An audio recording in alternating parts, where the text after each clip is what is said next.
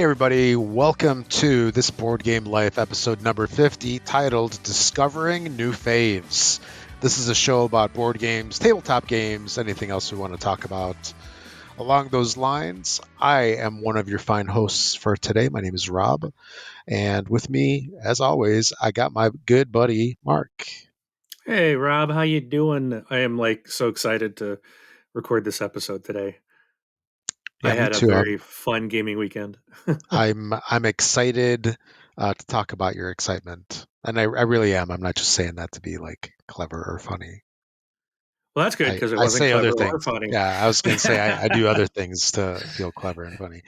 But no, I like hearing about your excitement and your discovery and all this new stuff, and how you're talking about like how great this game is, and I'm like, oh, dude, I did that back in 2015. Yeah, I'm it's so like far ahead of you. No, just kidding. I Just kidding. are you doing no? But I bet it would be I hear people on other shows they talk about how they're kind of not jealous, but they're they're happy for the people, but they're kind of sad because they know the excitement that new gamer is experiencing, and they're kind of sad that they don't get to experience that again with that Mhm. game, you know. I get it. Yeah. But yeah, it's I've heard of that. It's like, oh man, I know what they're going through. I missed that. I loved it. I wish I could Yeah. experience it again. But it's out there. It's you got to find the right game that does that. Yeah. Exactly. And And I not all found a games are few. good games.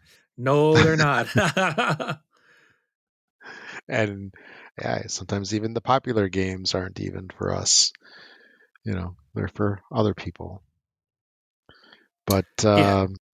And I have found, I think so far of all the games I own, compared to those that I have played that I own, mhm, there's only one that I bought that I don't like, that I will not play or buy anymore in that series. And that's Unmatched.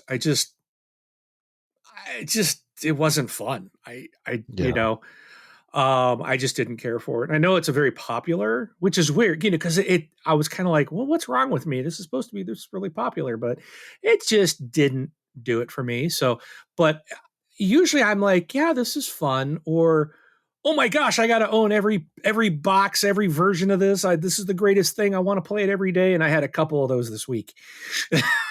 hmm So yeah, it it's like the title, I have discovered some new favorites. So excellent. And those shift usually over time. Things yeah, I replace each other. Yeah. yeah, it's interesting because I have my probably all-time favorite since getting into this here just this, recently, since the end of last year. I don't hmm even think I'm a year into this hobby. Yeah, yeah. And Dice Throne is kind of the one that's like I have to have everything Dice Throne, and I love playing that game.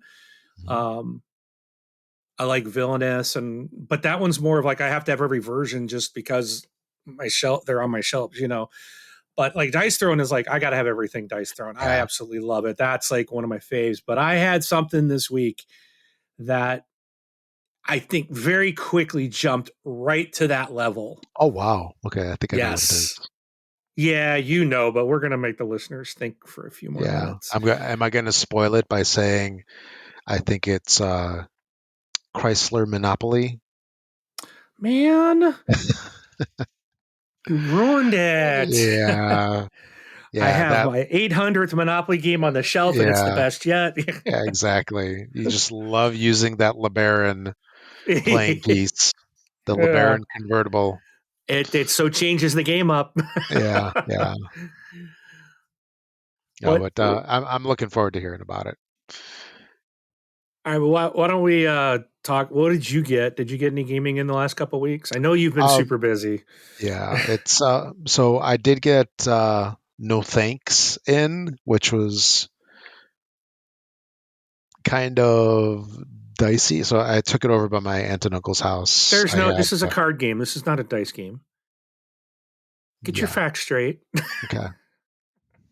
And I took it over. I took it over there, and I've I've taken other stuff over there, like Point Salad.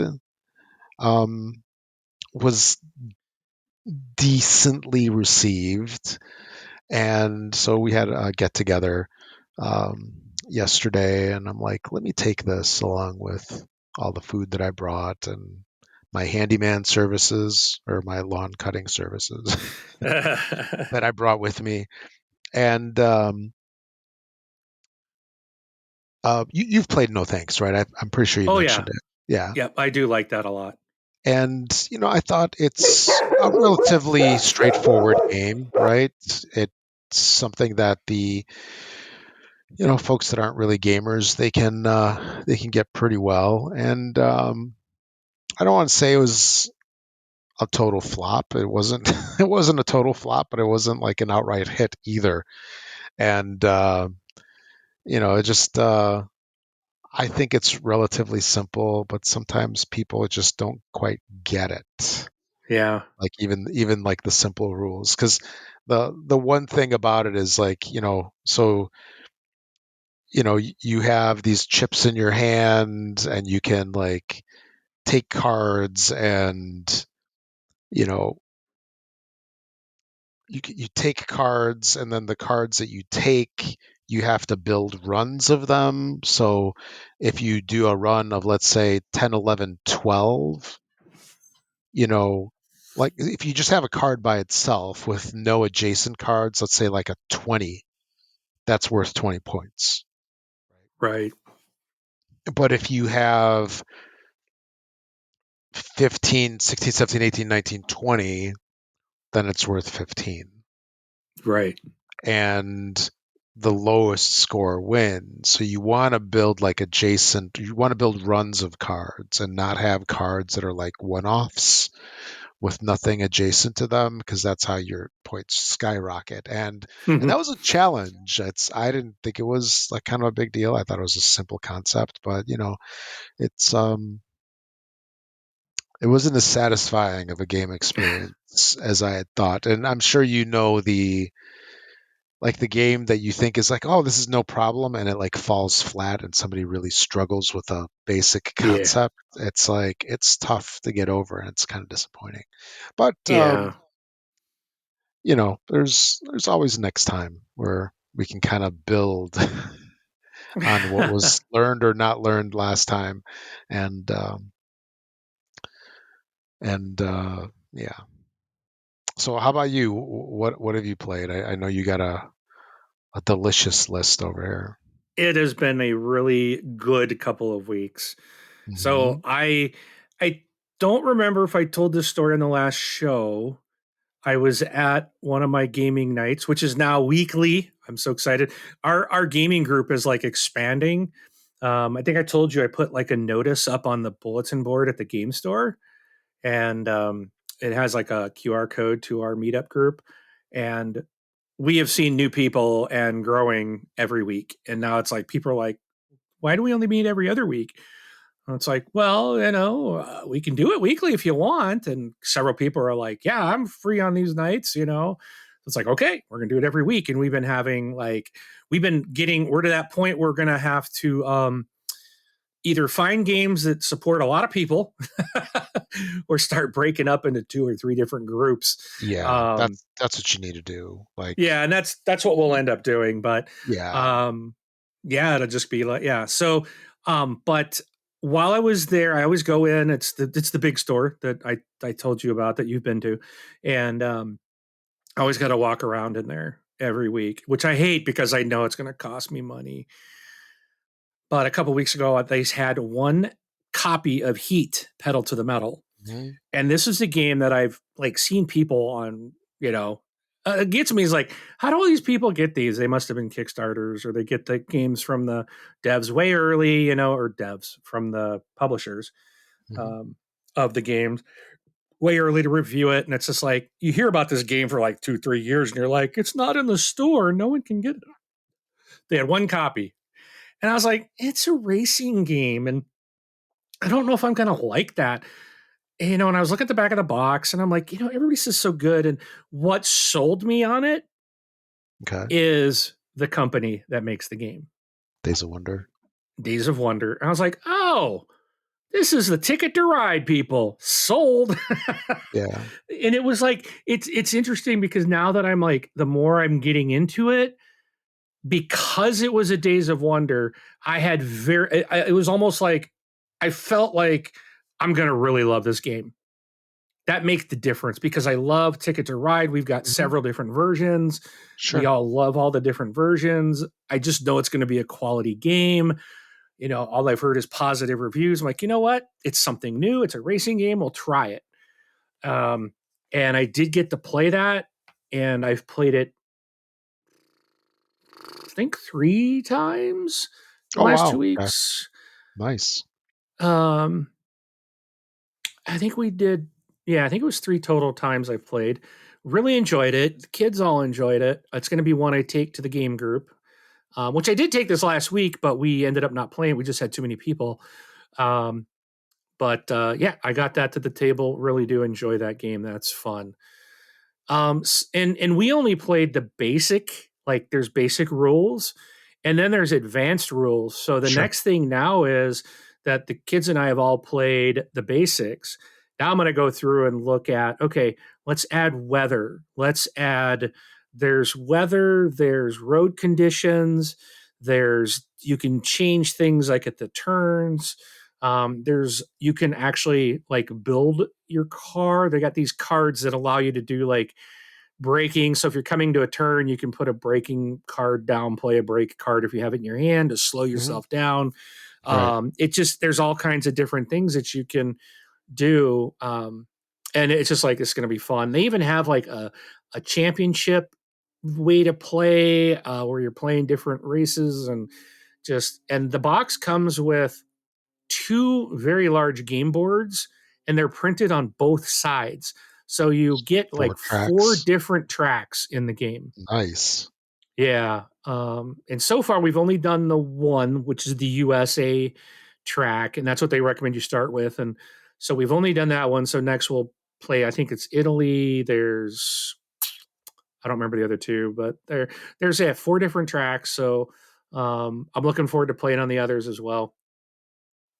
Also, I broke out recently. I was watching Dice Tower, and they were talking about some of their top um, deck building games. And I'm like, I really do like deck builders. Yeah, And yeah. Summer Camp was one of their top picks. Really? Okay. And yeah, it actually was. And it's so I've played that and played it with my kids, and we actually really enjoyed it. But it was simple, but it was that simple enough that I actually took it to my mother's this week and this weekend and put it on the table. And I told her, I said, you're going to learn a deck builder. So again, it's like, we talked about earlier how like you start them out slow and uneasy games. And it's like, well, this is a Yeah. great deck builder. Then you add And concepts. Yeah.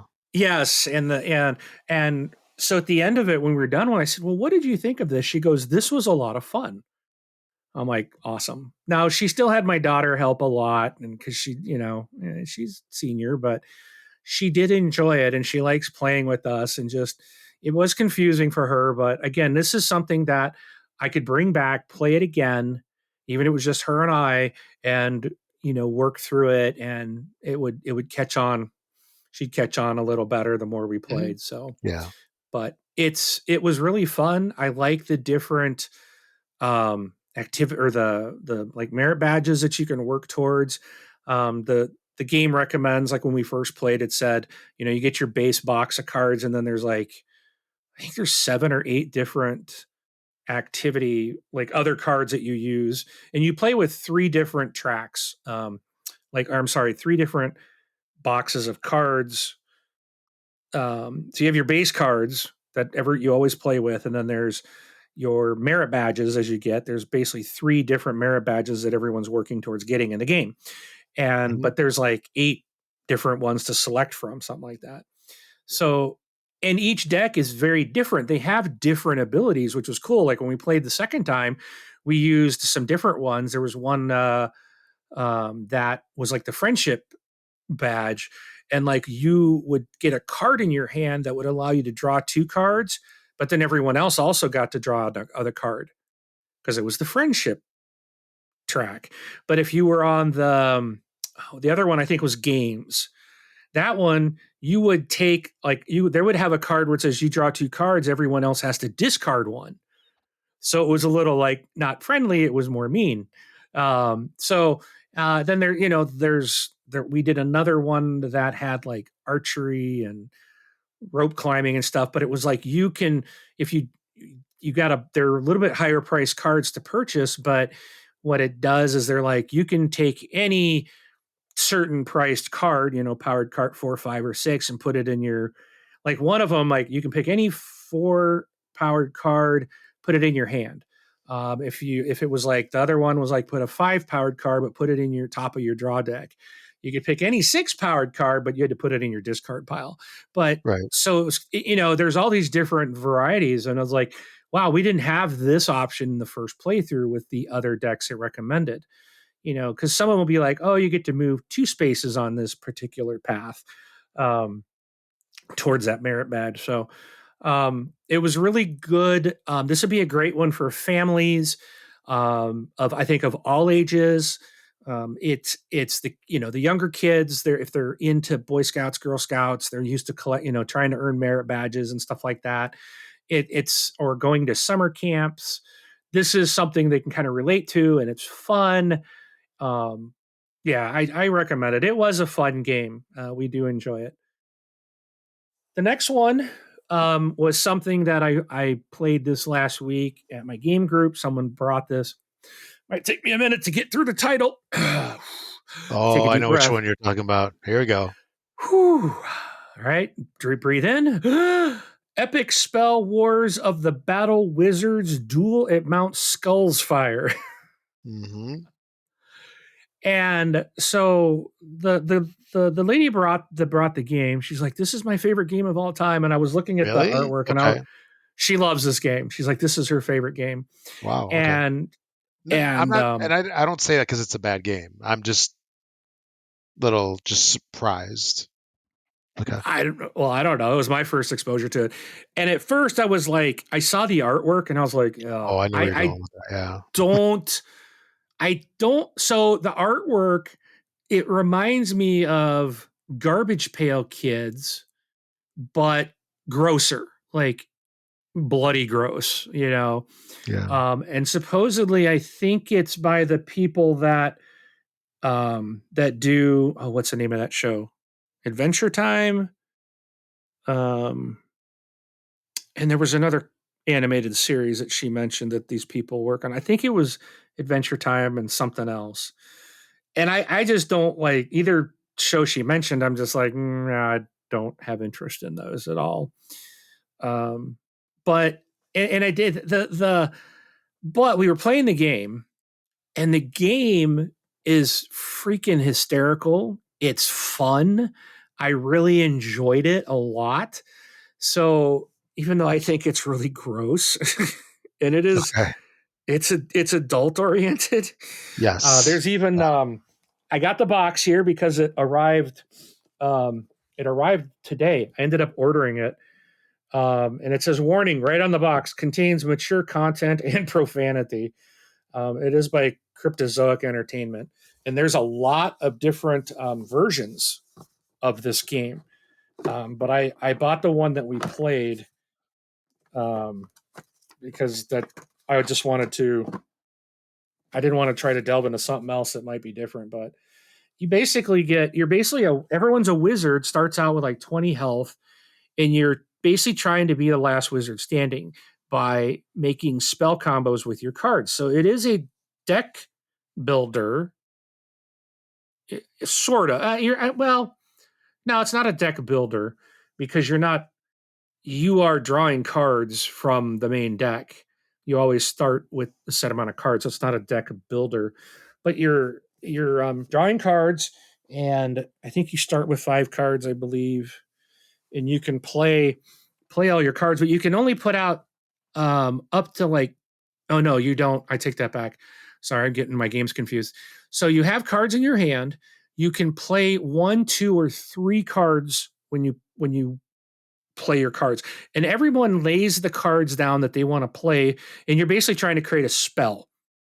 And each card that you're playing is a spell card, but there's like a first part of the spell, the middle part of the spell, and the ending spell. And they all do something different, but you put them all together. And then the third card, the ending spell, has the initiative on it. So it kind of works like, and you put your cards down. You can hide how many cards that you're playing, but everyone puts their cards that they've chosen down face down on the table in front of them. You can either lay out that you have 3 or 2, or you can just put them in a pile of 1 and put your hand over it, whatever you want. But you all flip your cards at the same time. And what happens is anybody that puts out like just one spell, they automatically go first. If you only have 2 cards, then you go next. You go before people with 3. And there's ways to, I think if you have 2 people that are putting like 2 cards out, you roll a dice to see who's highest and they get to go first. But the more cards you put out, the more damage that you can do to everyone. But it can become very advantageous later in the game to only put like 1 card out. And we saw that especially at the very end of the game. And trying to make sure you go first. So there's some advantages, and there's ways of playing it that way of like so for most of the game, like I was playing 3 cards and getting the max spells, and there's ways to build. And at one point, man, I had so many cards. It was like I had a card, it was like steal the 3rd card. I can't remember what it's called, but it's like the one that typically does the most damage, but it's like your ending spell card. I got to steal the ending spell card from every other player and then use it on my turn. Mm-hmm. And it was pretty devastating because my turn just kept going on and on and on. And then you basically at the end of your turn, you discard the card you used, and then you draw back up to, so you have 5 in your hand or whatever, 5, 6, 7, whatever. And then you basically start looking to see what you want to do for your next spell. And then it just goes around the table. So in order, but so you all lay your cards down together and expose your cards, and then everyone takes based on initiative. Then it's who gets to play their spell first. So you could have some devastating stuff and get wiped out before you even get to play. Then you're dead. But you're not. So everyone that goes out, they're not necessarily out of the game, because this game goes until somebody has 2 last wizard standing tokens. So like our very first round, I actually won and I got a token. And then of course now everyone's like, okay, we want to make sure Mark gets taken out because he can't win again. Otherwise the game's over and he wins. So then the people that are winning, they kind of become the target, because then there's like, well, you can target, some cards allow you to target certain, you pick up who you want to target, or you might be doing damage to the player left of you or to the right of you or things like that. But it was really fun. Reading the names of these spells out was pretty hysterical. And it really was a very fun game, and everyone really enjoyed it. So again, that's Epic Spell Wars of the Battle Wizards Duel at Mount Skullzfyre. Nice. So the problem is I can't play it with my kids. So yeah. But this will be one I'm definitely gonna throw. It's a small box game. This is something I'm probably gonna just put in my bag for every Wednesday night, and it'll be it'll always be there. All right, the next one that I got introduced to, that I've also got on order, that I'm really exciting to get this one, Super Mega Lucky Box. And I was like, what the heck is Super Mega Lucky Box? And the guy that brought it was the one who introduced me to Bullet, the Bullet, okay. or whatever. Yeah. Mm-hmm. And I'm like, okay, I'm going to trust you. You didn't steer me wrong there. And he did not steer us wrong here. This is like, it's bingo. It's like, what did he call it? Like almost like a tactical bingo. So you start out with, I think it was 3 little bingo cards that had numbers 1 through 9 on them. So a 3x3 grid on a dry erase board, and they're small little boards. And then at the bottom and on the right side, there was an extra row and an extra column. And so basically, there's cards that he flipped over one card and it would be like 6.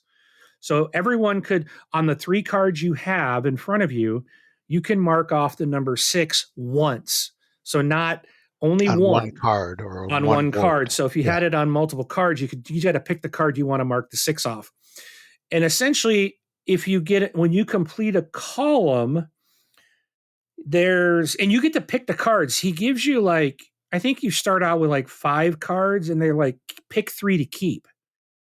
So you're looking kind of like at the bonuses and trying to figure out which bonuses might help. So there's things like you can get a moon, which is like a victory point, I believe.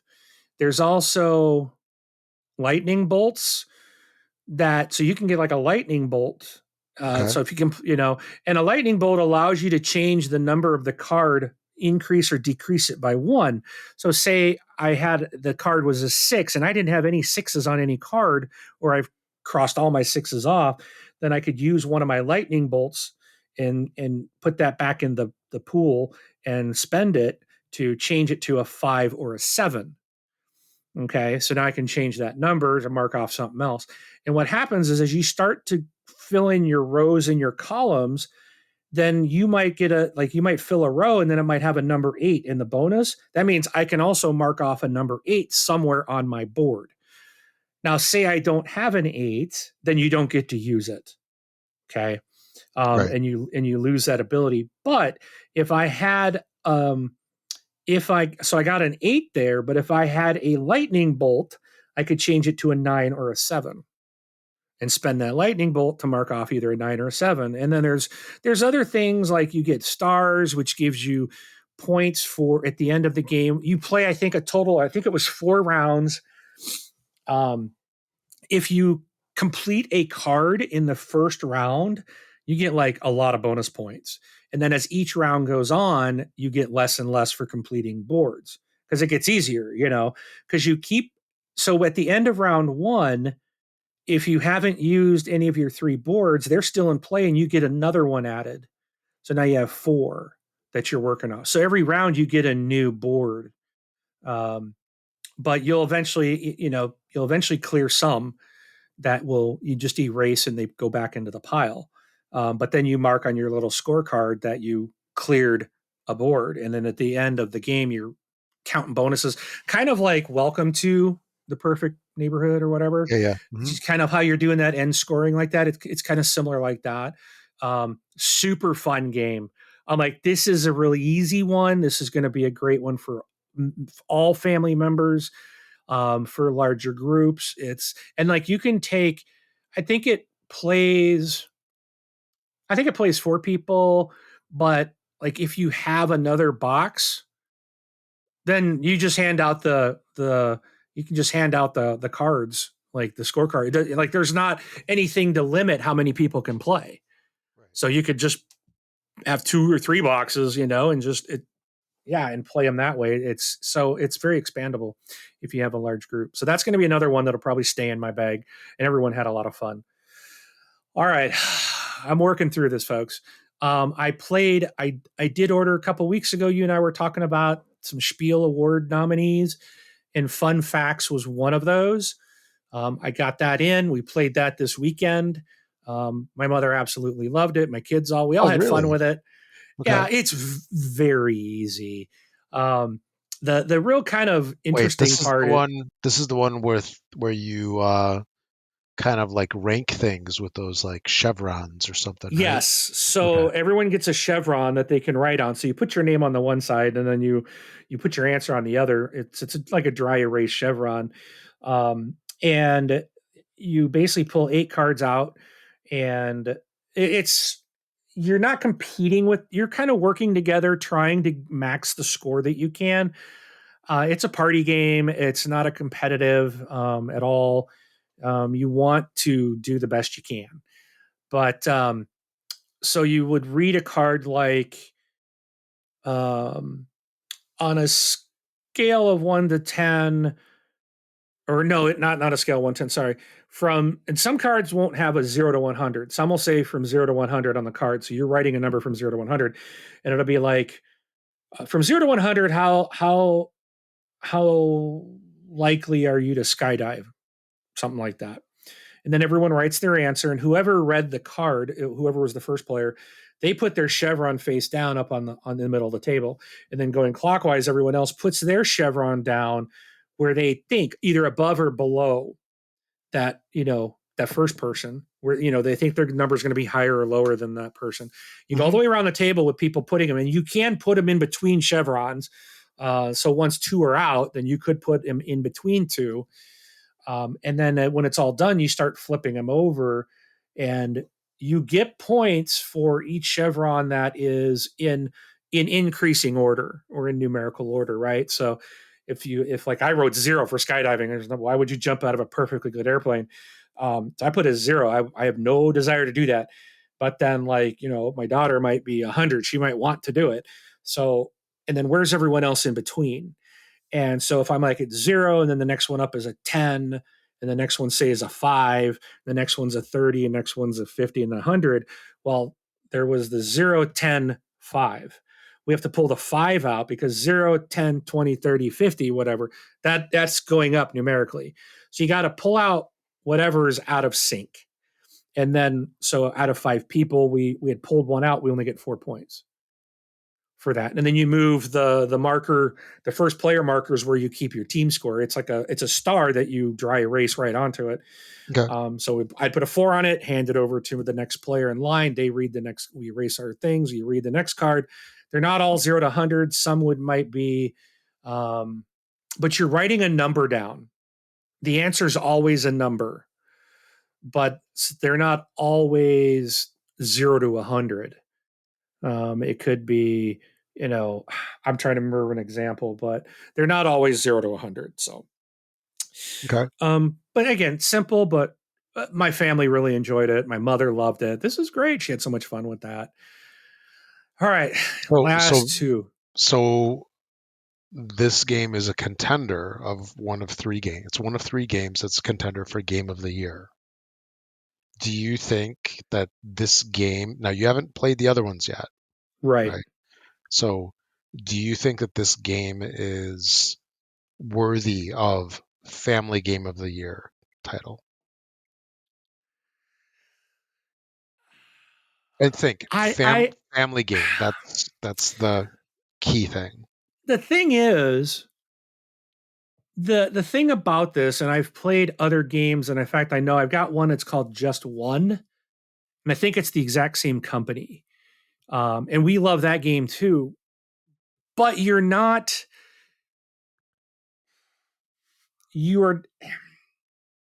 I don't know how to say it. I'm surprised it's an award winner. Well, it's not yet. It's a nominee. Okay, I'm sorry. It's okay. Thank you.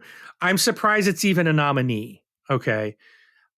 It seems too light, too simple to be a nominee. No, but then again, it is a family game, and I suppose if the award is meant to be approachable, there's a couple classes. So there's family game, which they tend to be lighter, right? Because other ones in the list, well, I mean, Cascadia, like one last that's heavier. year, and Codenames was in it. Azul was in it.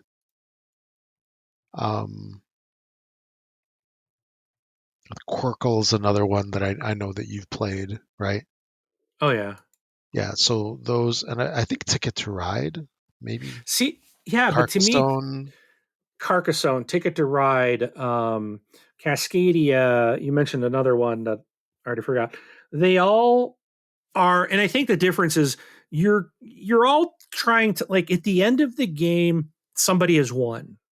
Yeah. With Fun Facts, there's not a winner. And it's like, you get this score pad and you like, okay, so the very first time we played, we scored like 33 points. And then there's this thing. It's like, oh, if you get 30, I think we missed it. We were like in the middle. They're like, not bad, you're getting there, but like 1 point more would have put us on the next level of, oh, you're doing really good. Try to get to the next level, which is the best. Playing the game is like you're having fun playing the game and like seeing like why would people like someone might rate or put their answer down in a different way of like how they would rate it. Like I don't know, I know I totally butchered that. So there was a conversation. There was one card that came up, and I was like, my thought was, yeah, if you wouldn't do it, put it as a 0, and if you would, put it as a 100. And my oldest son was like, no, you rate it, because he was my mother didn't understand, and I was thinking, oh yeah, 0, no, 100, yeah. And he was like, oh, and he did the reverse. Like 100% would mean you totally wouldn't do it. And I was like, what? So then I was like, wait a minute. No, it doesn't. And then I was like, okay, fine, whatever. Let's just go with that. Okay. 100% means no. 0 means yes. But it has to do with like the way the card is worded or the question's worded. And so you could get some weird responses there. And then people are going, what? And I'm even had some of like my daughter and my youngest son are both like, I was like, you guys flat out lied. They got it correct for the game to get the points, but like the way one of them like, because like, oh, it was like, what, like something about fear of heights or something, like how scared of you are heights or something. And like my daughter really doesn't have much of a fear. My youngest son, yes, he doesn't like heights. Well, he puts a number on that's like higher than hers. And I'm like, dude, don't you remember when you guys were at the rope course at the Great Wolf Lodge? And like, your sister went all the way to the top. You went to the first level and was like, Dad, I want to come down. And I'm like, come on, how could you rate but again, she put hers lower for some reason, and he probably thought, well, I'm at this, and she really should have been higher. So you have it kind of sparks these conversations. Or like, what? Yeah. You have fun moments like that. So, but it's at the end of it, and I guess it really depends on what the award is looking for. Because at the end of it, I didn't feel like, and I said, I've played some other games by these people, and it's the same thing. Like, as your team, you're trying to get to this score. It doesn't feel very fulfilling. Okay, we've got them all. Like, it's just like, okay, well, we didn't. We got in the middle. Whoop-de-doo. The second time we played, we did really bad. And it's like, okay. But it wasn't as fulfilling as if somebody had, quote, won the game, or if we all as cooperatively beat the game because we were fighting a villain, an AI villain or something, right? It just seems the game was fun and we're laughing but at the end there's like not that kind of payoff, or it doesn't feel like there's this reward where I feel like Ticket to Ride, even if you lose, you had fun with the game. There's more to it. You got to kind of think and plan your paths, where this is just like you write a number and how does it come out? There's really not much thinking involved. So that's why I'm kind of surprised it's an award nominee. It feels extremely basic, but it doesn't detract. It's still a fun game. So and sometimes it's the fact that it's like a novel way to play, like it's something new. That's also why they get nominated, right? If it's a different kind of game mechanic that we've never seen before, I mean that could be it too. But it also feels very much like their other game just won. Yeah. It's a little different, but you're doing the same thing. You write your name on one side of this placard, the dry erase. On the back, you put your answer, or no, I don't think you have your name on it. You just write on one side of this placard that stands in front of you. So you write on an answer. So the card comes up, there's like a word or something, and we have to write things to try to, we can only write one word to try to get the other player to guess. Like, we give a clue to the word. So say the word is fish. Okay. So we all see the one person, 4 people see the word fish, one person doesn't. So the 4 of us write something that one word that might help that one person try to guess the word fish. And then we check all our placards. It's like, okay, none of us matched. So we all get to show Right. our clue. If anybody matched with stuff, 2 of us said trout, well, then those come out. So that clue's gone. Now you're left with whatever's left that doesn't match. Now you got less clues for that person to try to get it. But again, it's like, it's kind of, it still feels very similar. Like, and then at the end of it, it's like, there's not this, you're scoring, you want that person to get that answer because it's a group score. And if, depending on where you are, just like this fun facts, oh, you guys scored so much, here's where you rate. Like, well, it's a fun game, but the payout just seems odd. And it's weird because the game itself is fun, Yeah. but I guess everything else I play, there's like a payout. I don't know. No, You feel like, yes, we defeated the wizard, or it's more yes, I was satisfying. first to the finish line. Yeah. This was just like, yeah, we had a good time. That was fun, but it's like it feels empty at the end, I guess. Yeah, it's like being hungry and then you have a bag of chips and then you're like, what the heck did I just eat? Yeah. I'm not. Yeah. I'm still hungry. I feel like garbage, and now I'm mad that I ate all these chips for nothing. But Although I the don't first couple know. were tasty. Yeah, and I don't know what the other games that were against this one.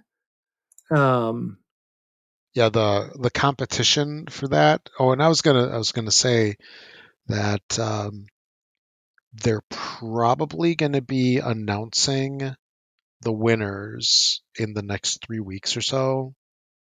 So we might have the winners by the time we do the next show. If not, it'll be the one after.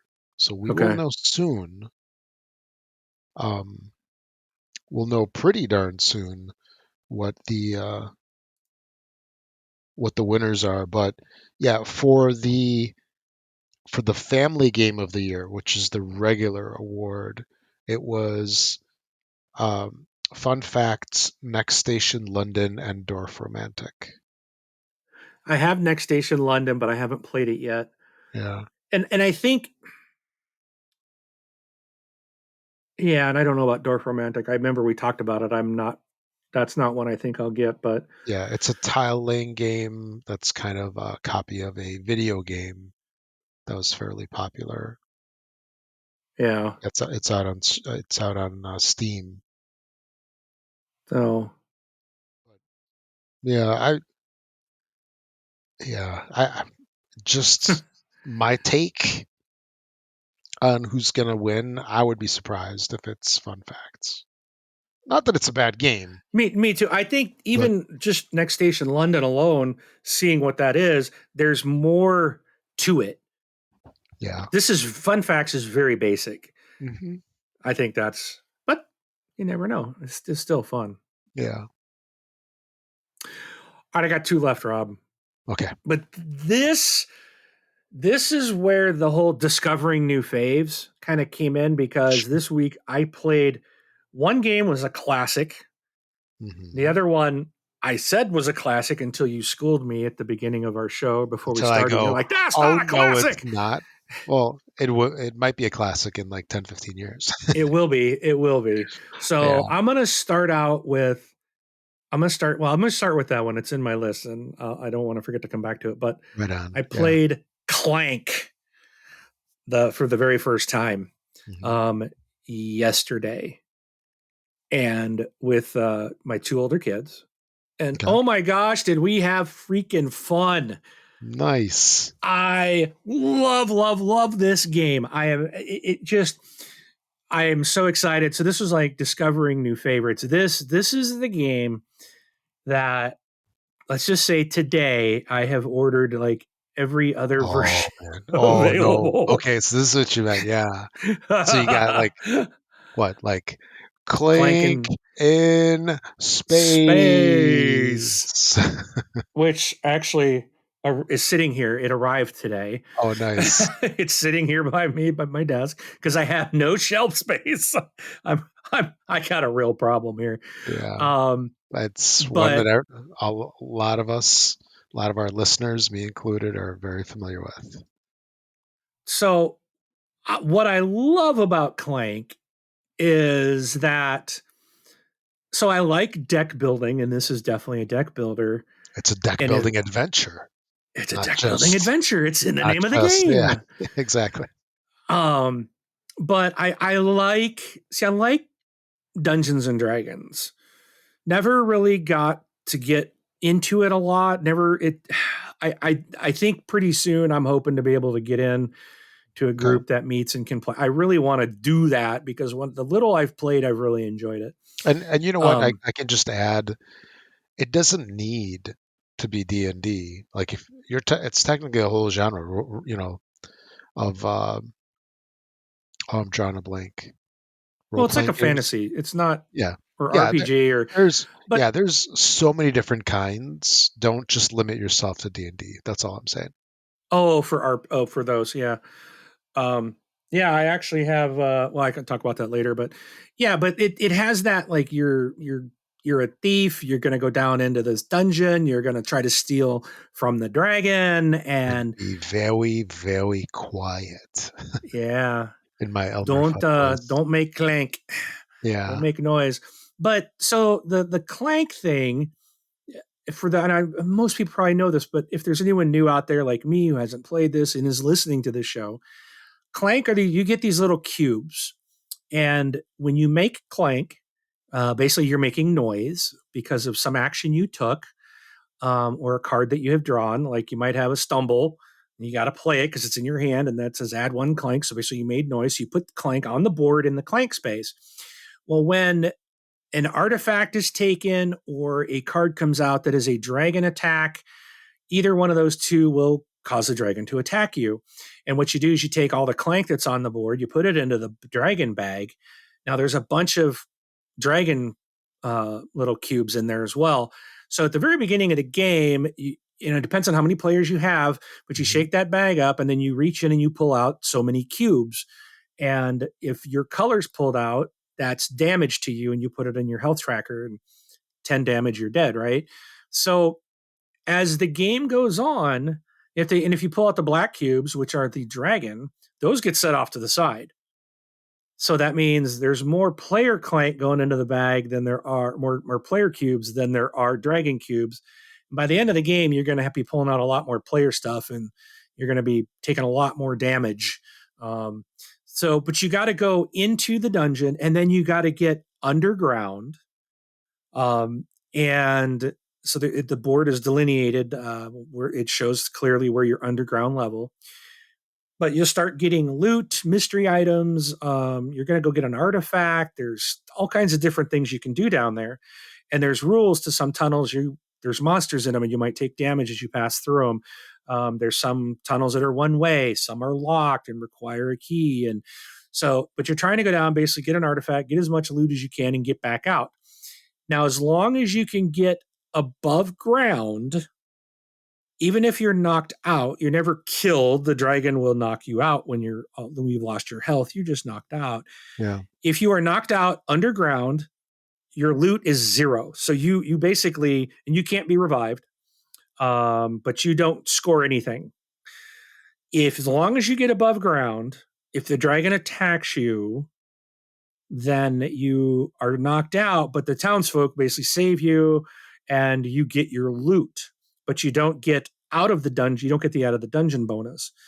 And then what happens is, like, the first player to get out completely of the dungeon, they go on this countdown track. And there's basically, I think, 4 turns, I think, on the fourth. So like then so what happens is everyone does their move. Now when it comes back to the person that's out, they move their little meeple over one, and the dragon will attack. But they take out however many blocks they're supposed to take out. They take out an additional one on that turn. Okay, so that's what that player who got out is now basically doing the dragon attacks. Then everyone continues to play, comes back, that player now moves their thing again, and now it's 2 additional blocks that you're pulling out. So it's really Right. dangerous for those that are still in there.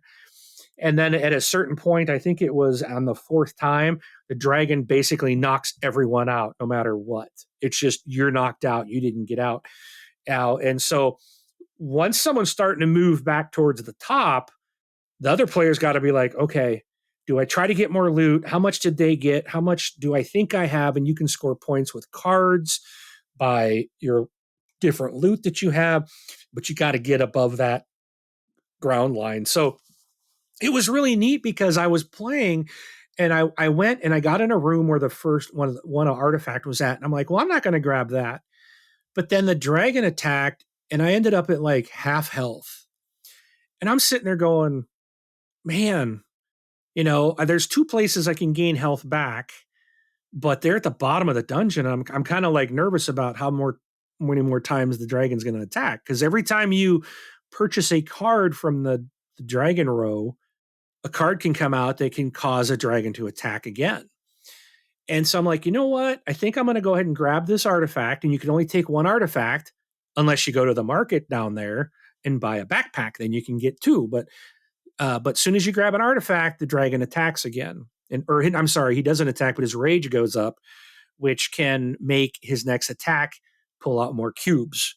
So then I was going to go do that, and then we had an attack. I took more damage, and then I was like, okay, I'm at 6. I need to get out. So it completely changed what I was going to do because now I'm like, I got to get out of here. So I started back for the surface a lot sooner than I wanted. And my 2 other kids are like, okay, dad's going to the top, but that's okay. We're going to get more loot. And they kept at it for a bit. And then even though I started back to the top first, because of the way the paths are laid out, because of the cards, my daughter ended up getting what she wanted and getting out all the way out of the dungeon before I did. Because at one place I was stuck because I couldn't move because I needed two boot cards to allow me to go through this tunnel. So I was sitting there waiting till I could get 2 boot cards in my hand. And she had a bunch of boot cards, so she was moving every time. And she ended up getting out first. But I did get out, and getting out gives you bonus points and stuff like that. My son, my oldest, did not make it out because he was going for all the loot he could get. And then finally, I was just like, he finally realized he's not gonna make it. And now he was on a run just to get above ground. Okay. which he did make, but he did get knocked out, but he was close to getting out. But it was like, this game is so fun. And then like every time you play, it's going to be completely different. Because your deck is going to change. Yeah. You don't know what there's all these mystery loots, like small, I think major and minor loot or something like that. I forgot what they call it, but that's all. You don't know what it is till you go there because it's got a question mark on, and you just pick it up and see what you got. You can see where all the main artifacts are and the good ones, but the ones that give you the most money are all the way down at the bottom, of the dungeon. So it's just, there was so much like having to change and like, oh, this is what I'm going to do. Oh crap, I can't do that now. That changed. Okay, I'm going to go do this and try to get some points here and work my way back up. Oh crap, I better get out of here right now. I mean, it was just like, and yeah, the whole thing with the Clank cubes and the dragon attacks and the monsters coming out in the dragon row and that's another thing, like when you're buying cards to put in your hand, you got to replace those cards. And when you replace those, a dragon attack could come out or they've got like a monster will appear and it says on appearance, everyone, adds Clank to the pool. Right. So just because he showed up, we're all losing more Clank making noise because this monster showed up. And it was just like you got these use cards, like you could teleport if you have a teleport card in your hand, and there's cards you can buy that do nothing except give you victory points. And that I ended up getting a card that allowed me to buy these.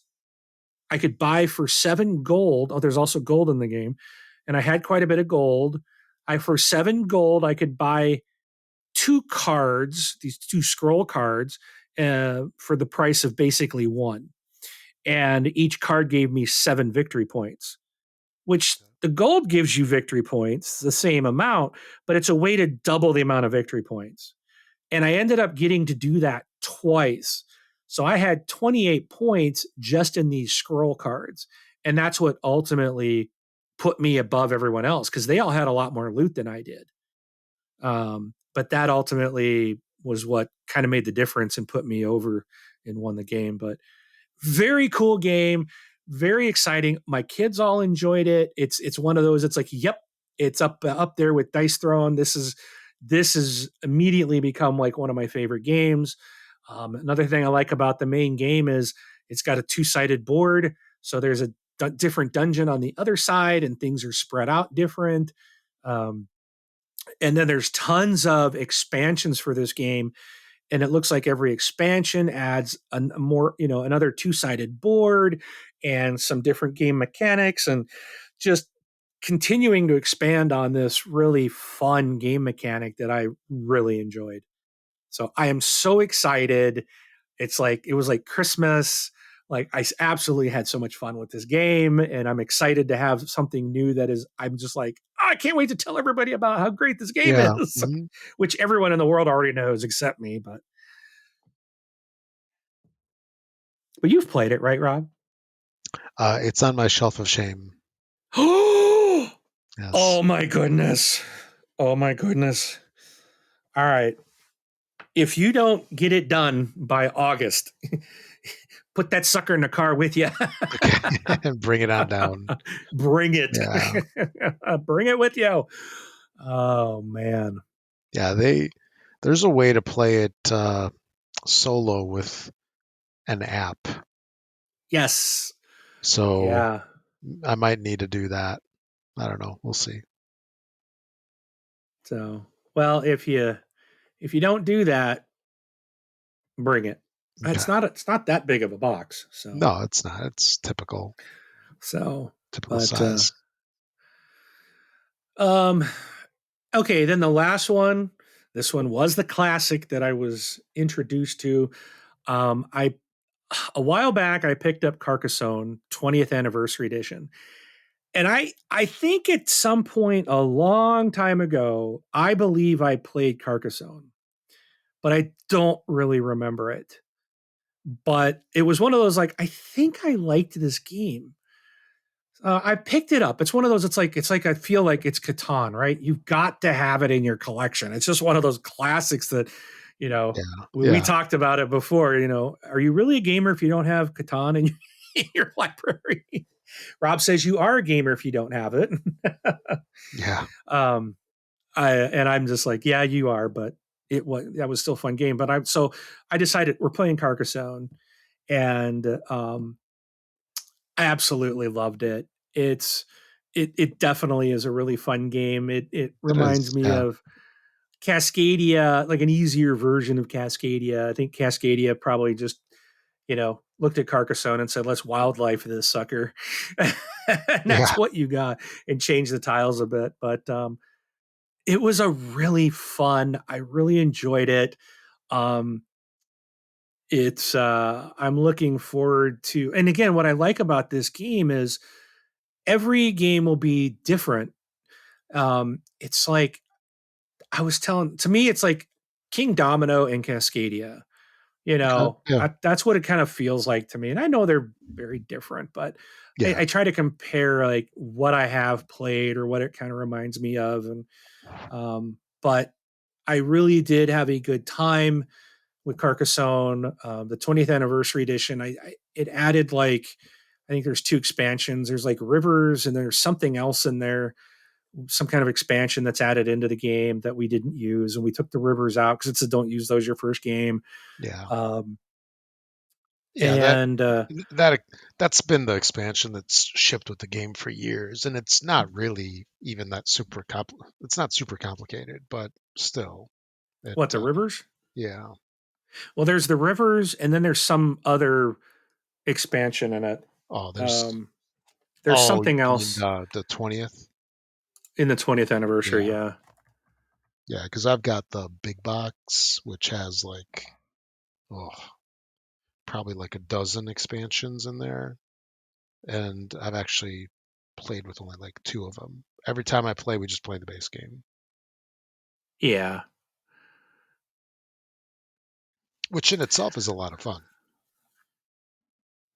Yeah, the 20th anniversary edition comes with the base game, but upgraded with a high gloss UV spot print on all the tiles, Okay. which is yeah, it was the tiles are really neat.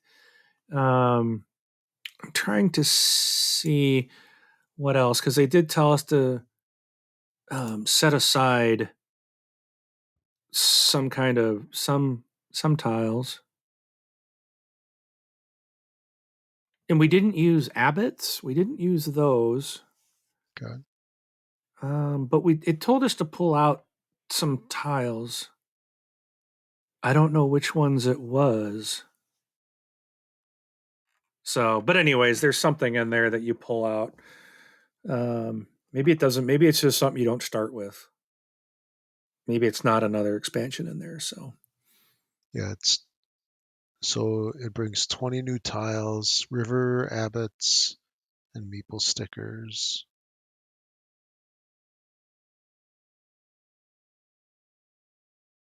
more river tiles, abbots, and yeah, the stickers. Yeah, which we did stick all the stickers on after we played the game. Or my daughter and I are like, let's put these Mhm. stickers on.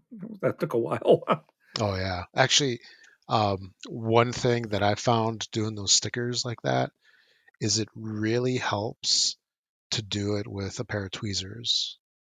I Like just if you, made her do it. yeah, or that. Make She's her got do long it with nails, so tweezers. Yeah. Oh, there you go. Yeah. So she's got built-in tweezers. there you go. So, but it was neat because it's like what I like about this is every game's going to be different. Like the way you're placing the tiles out, you'll Yeah. never build it the same way. And And and the thing too is that when you're done, it looks cool on the table. It's like a it map. does, Yeah. yeah,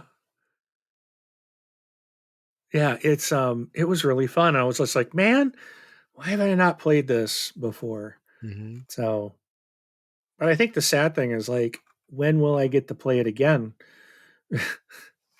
Well, Because there's so many games.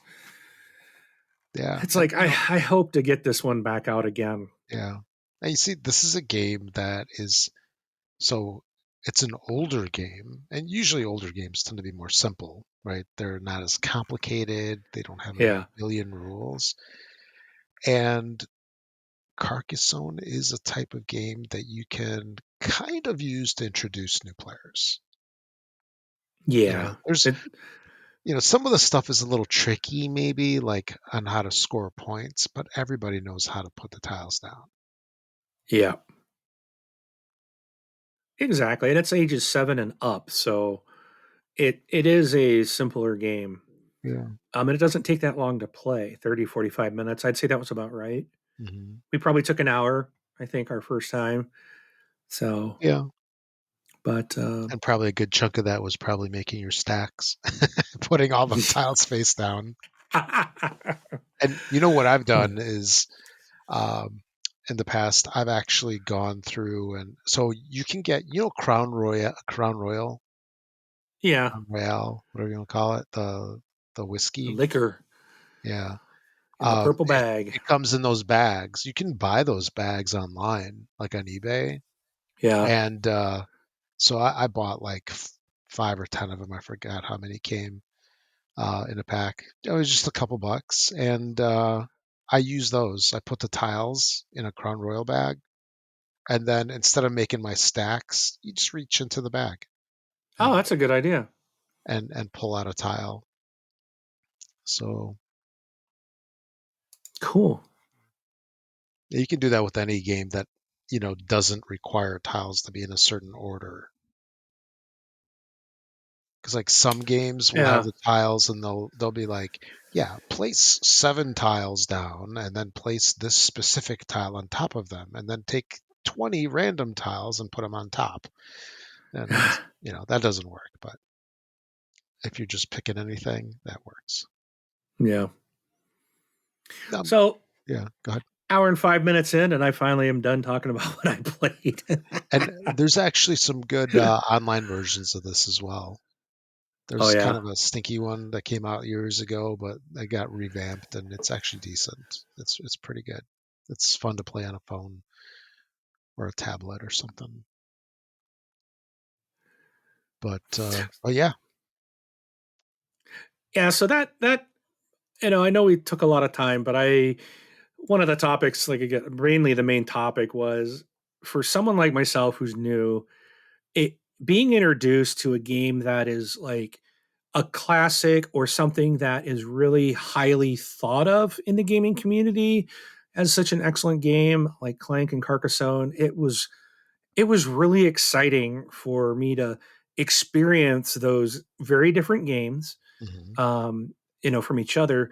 But then also things like, the pedal to the metal. It's like a racing game. It's my first kind of racing game, and the whole wizarding. I'm not going to repeat that title, but that wizard game of making spells and the bingo. I'm like bingo, like super mega lucky box. Like he's like, yeah, it's like a tactical bingo or something. I was like, bingo, yeah, okay, we're gonna get laughed at here in the game store. Holy crap, was it fun? It's just yeah. like hmm it's been such a great week and I've had so much fun with all these different games and it's like it I've had kind of like it's like it's almost like it's back like that excitement when I first started and then it was like okay I got all these games I got to start playing them and I get one or two in here and I'm like yeah this was cool and then for some reason the last 2 weeks it's been like oh, I gotta have this I gotta have that I gotta this is so much fun I can't wait to play it. It's exciting, it's Oh, really I fun. know what you mean, especially when like something like Carcassonne, when like everybody talks to it and games are compared to it sometimes. Like, oh, this is like Carcassonne. It has this and this and this. Until you play it, you really don't know what they're talking about. Right. And now you're part of that group that's played Carcassonne and enjoyed it. And then it's like now you get it. It's your life is forever changed. How about that after playing it? Yep. But no, I get it. And it exposes you to a type of, how should I put it? A type of gameplay that has been copied over the past 20 years by a number of different games. Like, in some ways, like King Domino copied it, Cascadia, Dorf Romantic. Like, as far as I Yeah. know, there weren't any. It was one of the first ones that had the tile laying where you build a map like that. Yeah. You take turns. And that's one of the reasons why I think, that Dorf Romantic might actually be a contender to win, is Yeah. because it builds on the fun of Carcassonne and, maybe takes it to the next level, makes it more interesting for 2023-ish or something like that. But, I definitely do get it. And then when you get a bunch of games that you enjoy, it also revives the fun and the excitement of the hobby. Yeah. It really does because I know for a while I was just like, yeah, I don't want to play anything. It's like I got to learn something, and it's like one of those. I got all these things I keep buying, and it's like, well, I got to play them. It's like I want to play Everdell again, but I tried to learn that one again. It was taught to me once, and I was like, oh man, I didn't think I could teach this one, and I was like, I gave up. Like I'm not going to try this, and yeah, I know it's like I think I need to be taught it again. It's one of those. It just might be a little too much for me, and I want to play Gloomhaven, Jaws of the Lion, and I got others I haven't even opened yet. And there's new Kickstarters and new expansions to games I already have that I'm like, oh, I gotta have that. I gotta have that. hmm And then I find things like Clank and Carcassonne that I'm like, oh, this is so awesome. It's like, oh Yeah, my gosh, when does the madness end, Rob? When does it end? it doesn't. And the thing is, like, Clank came out like 8 years ago, maybe. Yeah. 9 years ago. It's like 2015 or something like that. And it's like, where have you been all my life, right? It's like, you didn't Uh, even know 20, 2016. Yeah. 2016. Okay. Yeah. Yeah. It's like, yeah, I just want to play it again. Like, Hmm. I can't wait to play it again. So, And I think in part two, part number two numeric, but also, um, as you progress through the hobby, you get new experiences with new game styles and mechanics and so forth, and then you build on that, and then something that maybe Clank would have been too much when you first started, but now it hits the spot. yeah, that's true. It's really good. And Yeah, then because I was mentioning to you before we started recording that like Arc Nova, mhm, like that's such a big popular one, and I've looked at that a few times, and I'm like, oh my goodness, like what? Like it's like something that looks like I want to play or I think I want to play it until I see it, and mhm, someone's trying to like learn how to play this, and I'm watching a YouTube video, and I was like, okay, I'm 5 minutes in, and I'm completely lost, yeah, and they're only discussing the first mechanic. I'm like, yeah, this game is not for me at this point. It's too heavy. it is it is a meaty game, but there's games like one of my most favorite games ever, and I've told you this many, many times, is Castles of Burgundy. And by the way, Yeah. I should be getting my fancy schmancy Kickstarter version soon. I'm excited for that. Yeah, And I've been seeing people posting that they're getting their copies. yeah, there's been some unboxings of it. It's Yep. ridiculous. Can't wait. But that's a game where when you when you play it and you're learning it, it's like, do these rules ever end? Because it's like, okay, you do this, then you do this, then you do this, then you have these choices. This is what you can do. It's like choice 1, 10, 15, and so forth. But but then when you start playing, it's actually simple-ish. I'll Yeah. caveat it that way, because as you're learning it, you need to understand all your options. But then when you're playing, you just choose whichever one's important to you at that one time. And it's actually very limited amount of decisions that you're making. You know, kind of like Right. there's some games that I'm sure you've played that the game is basically three things. You know what I mean? It's like draw a card and then take an action, place a card. I don't know. I just made that up. Right. And Yeah. and that's all you do. But then it gets a little complicated by, it's like, well, where you place your card might be a little important, and then you have a hard time. It's like, well, I want to place it in five different places. Mhm. Which one is most important to me? And Right. you know that's um, that's something that as you play more, it's like you get more used to that, I should say. So yeah, Arc Nova, big meaty game, that's for sure. Takes up a lot of space. You got the bright table for it. I can say that. Yeah. You can't fit a game on your table, there's something wrong. But Yeah.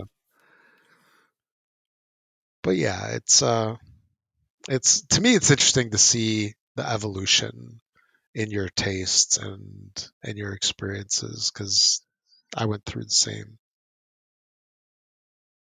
I'm Yeah, living. I definitely like deck builders. I do like worker placement. Yep, me too. I I really liked dice game until I played that Battle of what was that Hogwarts game? Um Hogwarts Death Eaters Rising. Man, the freaking dice would just they just went against me all day. I couldn't get anything going. Yeah. And it's because of the dice. So it's like, maybe I'm not a big fan of dice. Blame the Because it is dice. a luck of the dice, Yeah. Yeah. A lot of people but struggle with randomness. one of the ladies at my game night, I brought Dice Manor, and I really like that game. And I think that's what it's called. Yeah, Dice Manor. I had to boost up my monitor to see it on the shelf. I really like that game. It's really fun, but she was saying she's not typically likes those because it's a luck of the dice. Hmm. She's like, there's no real game here. It's just a luck of the dice. And I'm like, I never thought of it that way, you Yeah. know.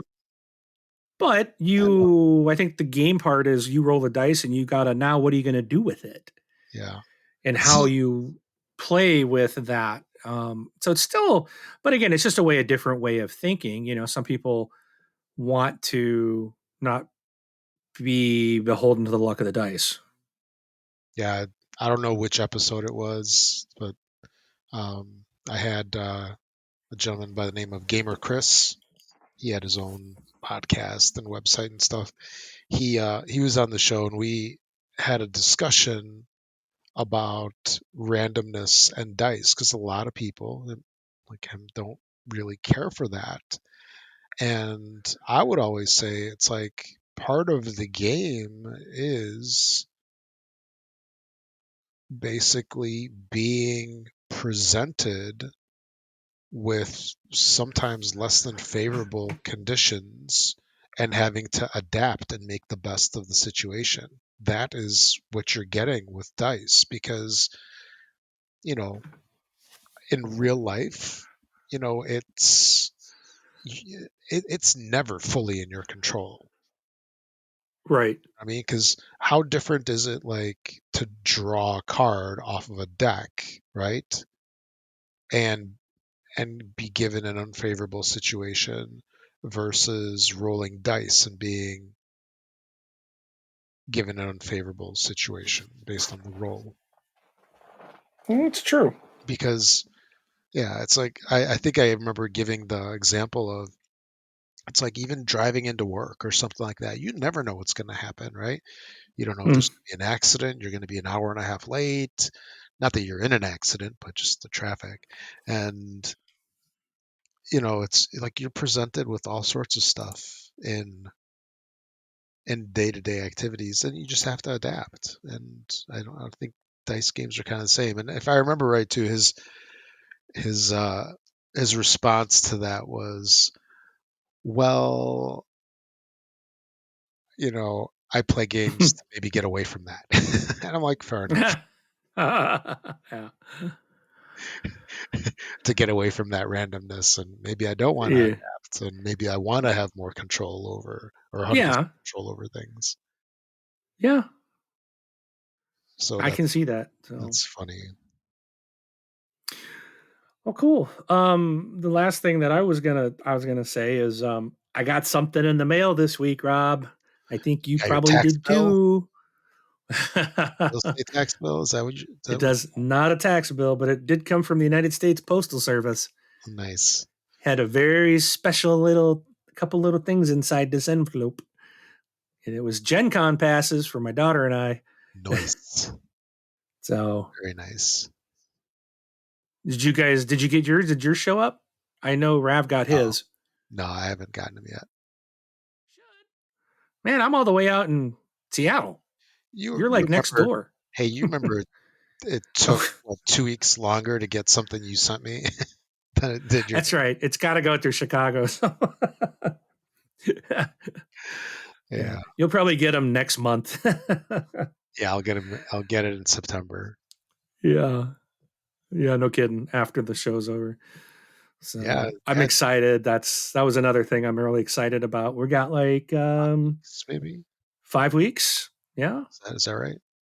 yeah, yeah. Because today's the 26th of June, so I'll be out there on the 3rd. I think it's the 3rd of August.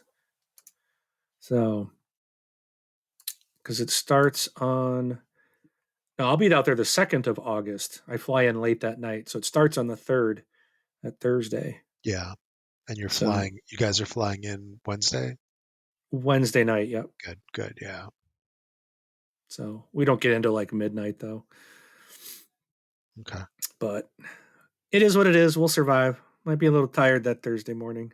Plus, yeah, because we get in at midnight there. It's only 10 o'clock here. So, oh no, might be 9 o'clock because I think that's Eastern time, isn't it? Sure. Indianapolis.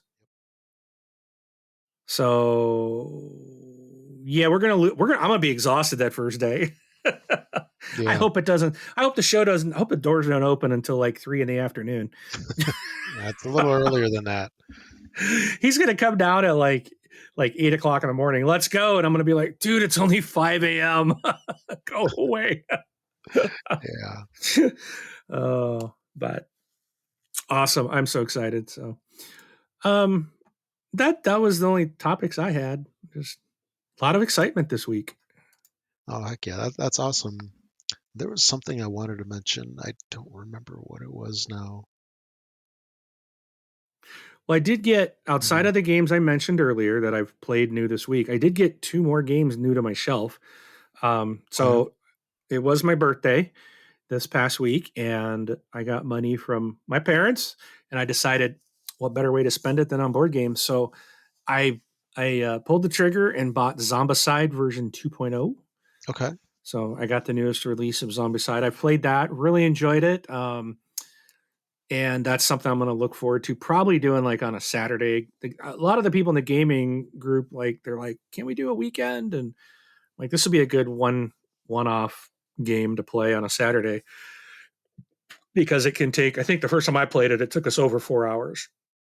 And we have a hard stop at this other place because they will kick us out at 10 at night. So I'll do that for a Saturday. But then I also picked up Munchkin Dungeons. So gonna give that one a try as well. Looks like it will be fun. Okay. So Yeah, I don't think I got anything super recently. I did go to some local game stores over the past couple weeks, and I've always walked out empty-handed. I just doesn't that feel like depressing when you do? Like you're happy because your wallet's happy, but at the same time you're like, man, no, because I mean I've actually been in a situation where it's like I'm in there and it's like I have to get something, and then I wind up getting something that I don't necessarily like really want because I yeah, just feel like I need to get something, and I've been a lot better about just not biting at anything. And I'm not gonna lie, part of the problem is I have everything already. yeah.